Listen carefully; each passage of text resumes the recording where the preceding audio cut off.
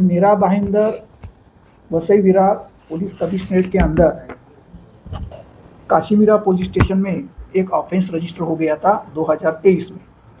इसमें इब्राहिम पटेल उर्फ बाबू नाम के व्यक्ति की एक बेकरी है। इस बेकरी में एक फायर का इंसिडेंट हो गया था, फायरिंग का इंसिडेंट हो गया था। उस इंसिडेंट में उनके बेकरी में काम करने वाला आदमी के ऊपर फायर किया गया था और उस टाइम फायर नहीं हुआ, कोई जख्मी भी नहीं हुआ, लेकिन फायर का इंसिडेंट होने के बाद ये दो जिसने फायर किया था ये लोग वहाँ से भाग निकले।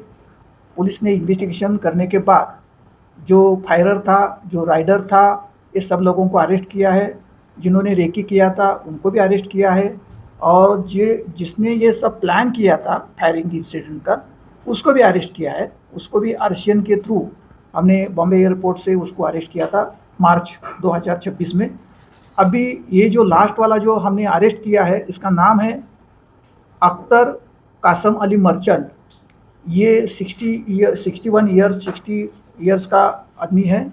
इसको हमने अरेस्ट किया है। जैसे कि वो दिल्ली एयरपोर्ट में आया था, वहाँ से हमें इंटीमेशन मिला और उसको दिल्ली से उसको इधर लाया गया है और अभी हम उसका इन्वेस्टिगेशन और उसकी ये ऑफेंस में क्या क्या उसका सहभाग है, उसका रोल क्या है, इसके बारे में हम इन्वेस्टिगेशन करने जा रहे हैं।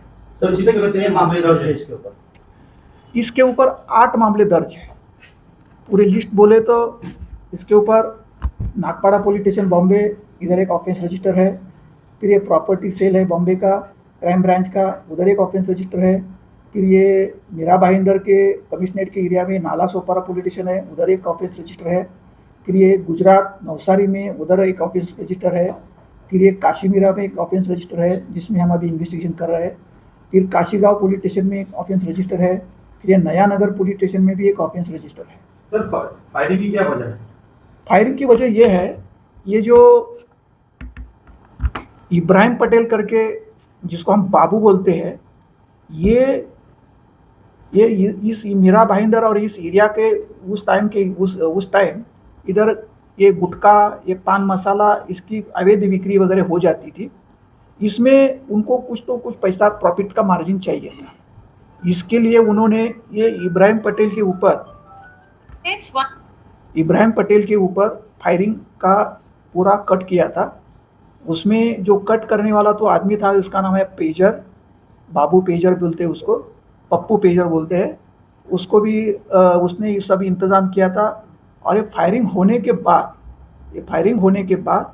ये जो हमने अभी अरेस्ट जो किया है, उसने इब्राहिम पटेल को फ़ोन करके बोला था उस टाइम कि ये पूरा सेटलमेंट करो, नहीं तो तुम्हारे ऊपर और भी अटैक हो सकता है। और इसके लिए इसकी इन्वॉल्वमेंट और इसको पूरी इस क्राइम के बारे में जानकारी है। इसके लिए इस ऑफेंस में उसका नाम आ गया है। उसका जो रोल है, तो हम इसका रोल क्या है, इसने क्या क्या लॉजिस्टिक सपोर्ट दिया था, क्या क्या उसने सेटलमेंट करने के लिए बात की थी, ये सब इन्वेस्टिगेशन का मामला अभी चालू है। सर, दाऊद इब्राहिम से अंडरवर्ल्ड से क्या संबंध है इसका? तो इसके ऊपर जो ऑफेंसेस रजिस्टर है उसमें से बहुत सारे ऑफेंसेस इसमें जो हम बोलते हैं कि उसमें बनावट चलन, दरोड़ा की तैयारी, जैसे डैकोटी की तैयारी करना। फिर ये फायर आर्म्स के उसके ऊपर ऑफेंसेस है। किडनैपिंग के भी उसके ऊपर ऑफेंसेस है। फिर ये एक्सटॉर्शन में भी है। फिर ये लोगों को मारने का धमकी भी देता है। और पासपोर्ट फॉरेनर्स एक्ट संबंधित बहुत सारे गुने इसके ऊपर रजिस्टर्ड है। सर, इस गुनाह के टाइम पे क्या उसने कभी दाऊद इब्राहिम का नाम लिया है? क्योंकि बार-बार कड़ी नहीं जोड़ी जा रही है कि दाऊद इब्राहिम का आदमी है। नहीं, अभी तक जो हमारा इन्वेस्टिगेशन है, कल ही उसको हमने अरेस्ट किया है। बहुत सारी प्रोसीजर करनी पड़ती है। तो अभी तक जो इन्वेस्टिगेशन में जो मामला हमें, जो इंक्वायरी में हमें जो इंफॉर्मेशन मिली है, वहाँ से तो अभी इंफॉर्मेशन हमारे पास आई नहीं है। लेकिन इन्वेस्टिगेशन की ये बहुत प्राथमिक जानकारी है।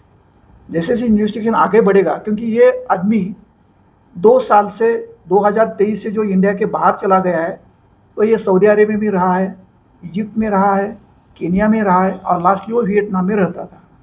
अभी ये जो बोल रहा है, इसके ऊपर जो इन्फॉर्मेशन उसने दी है, उस कंट्री में जाके उसने क्या क्या किया था, इसका इन्वेस्टिगेशन अभी जैसे शुरू हो जाएगा। उसको अभी कस्टडी मिली है तो इन्वेस्टिगेशन में पता लगेगा।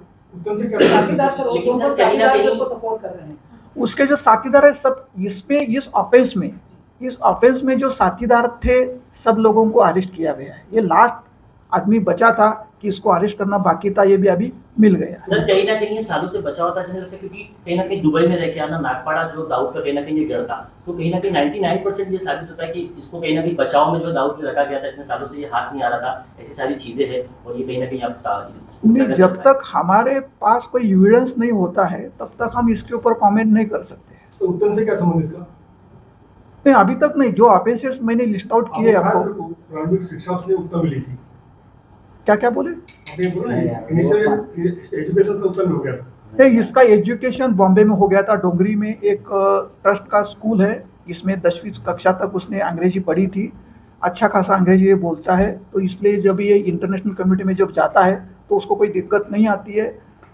उधर जाके वो अपनी बात रख सकता है, लोगों को कन्विंस कर सकता है, जो भी करना है वो कर सकता है। और लास्ट में जो अभी वियतनाम में था, तो वियतनाम में वो लोगों की नज़रों से बचने के लिए या उसकी इमेज इंटैक्ट रहने के लिए वो बच्चों को अंग्रेजी पढ़ाने का भी काम करता था। लेकिन बहुत सारे बार उसने होटल में ही काम किया है, मैनेजमेंट में ही काम किया है। अंग्रेजी के ऊपर उसका प्रभुत्व होने के कारण वो पूरा इंटरनेशनल कम्युनिटी में जहाँ भी गया वो उधर एब्सॉर्ब हो गया है। सर ऐसा नहीं है कि दाऊद इब्राहिम का नाम लेकर लोगों को डराता है और कई ऐसी शिकायत करता है जो सामने से अभी खुलकर बाहर नहीं आ रहे, आप क्या मैसेज देना चाहेंगे उन लोगों को? लोगों ने डरना नहीं चाहिए। जिसको भी ये धमकी आती है, जब लोग खुल के सामने आ जाएंगे, बहुत बार क्या होता है कि लोग सामने न आने की वजह से ये लोगों का धंधा बढ़ते रहता है। तो लोगों ने सामने आना चाहिए। और वैसे भी ये जो इंसिडेंट जिसकी हम इन्वेस्टिगेशन कर रहे हैं, इसमें किसी की जान तो चली गई नहीं है, और जो पिस्टल यूज़ किया था वो ब्लॉक हो गया, तो बहुत सारे अनट्रेंड लोग भी यूज़ किए हैं।